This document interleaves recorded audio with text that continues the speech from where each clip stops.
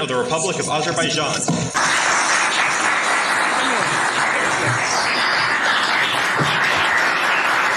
President of the United States, the President of the Republic of Azerbaijan, and the Prime Minister of the Republic of Armenia will now sign the joint declaration on the outcomes of the Trump.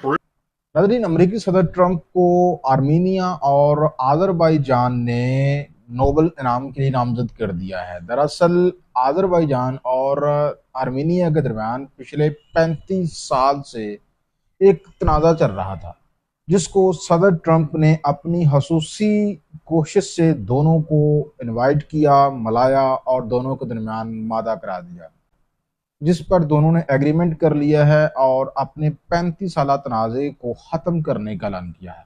अब दोनों के दरमियान ये तनाज़ा क्या है, इस हवाले से कुछ बैकग्राउंड मैं आपके सामने रखना चाहता हूँ।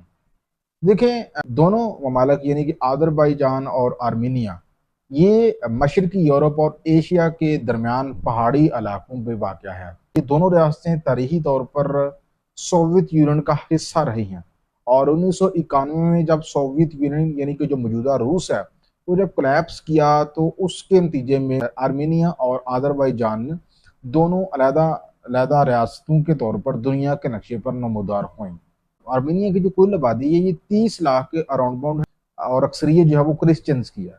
वहीं अगर हम बात करें आज़रबाईजान की, तो आज़रबाईजान की आबादी 1 करोड़ से ज़ायद है और वहाँ पे जो अक्सरियत है वो मुसलमानों की है।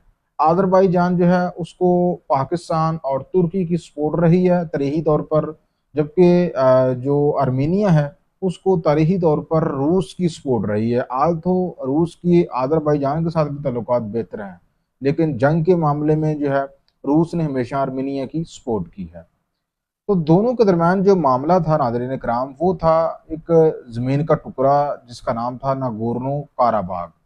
1923 में तारीखी तौर पर अगर थोड़ी सी तारीख हम खंगालने की कोशिश करें तो 1923 में अब ये दोनों रियासतें सोवियत यूनियन का हिस्सा थी, तो उस वक्त रूस ने, उस वक्त सोवियत यूनियन ने ये नागोर्नो काराबाग था इसको आज़रबाईजान का जो है वो नीम खुद मुख्तार खित्ता बना दिया। लेकिन यहाँ पे जो आबादी थी ज़्यादातर वो आर्मीनियन बशिंदों की थी, तो जिसको लेकर आर्मीनियन बशिंदे जो है वो नाराज़ थे। फिर 1988 को आर्मीनिया ने वहाँ पे नस्ली बुनियाद पर जो है वो एक अलहदगी की तहरीक शुरू कर दी और 1991 में दोनों रियासतें रूस से आज़ाद हुई, तो उस वक्त इन दोनों के दरमियान फौरी तौर पर जंग शुरू हो गई इस खित्ते को लेके, नागोर्नो काराबाग को लेके।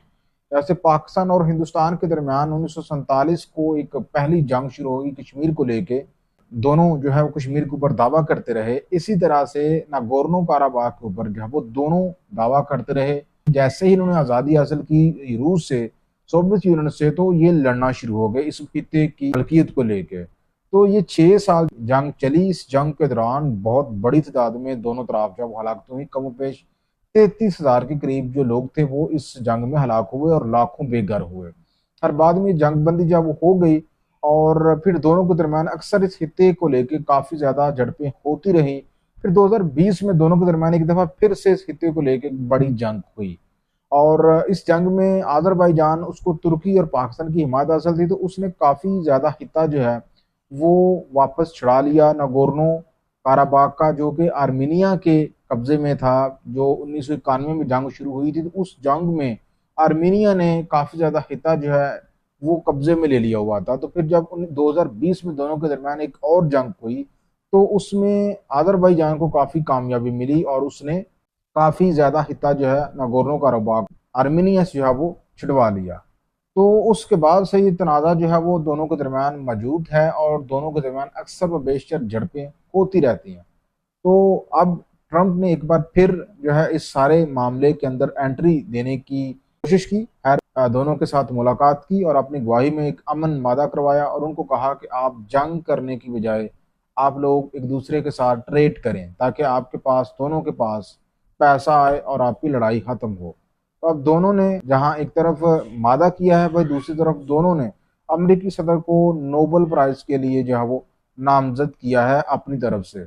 इससे पहले पाकिस्तान और हिंदुस्तान की जंगबंदी करवाने को लेकर पाकिस्तान ने भी डोनाल्ड ट्रंप को नोबेल प्राइज़ के लिए नामजद कर रखा है और उसके बाद थाईलैंड और कंबोडिया के दरमियान झड़प हुई और उन दोनों के दरमियान सीज फायर हुआ, वो भी ट्रंप की कोशिशों से ही हुआ।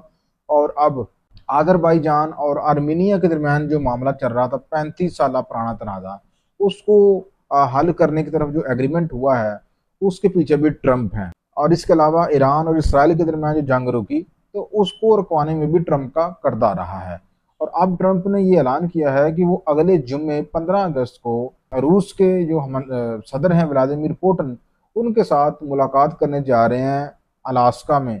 तो वहाँ पे उम्मीद की जा रही है कि दोनों ममालिक जो है वो किसी अहम तरीन अमन मादे पे पहुँच सकते हैं। तो नाज़रीन कराम, फिर मैं यही बात कहूँगा कि बड़ी जंगें रुकवाने में ट्रंप के किरदार से आप इनकार नहीं कर सकते।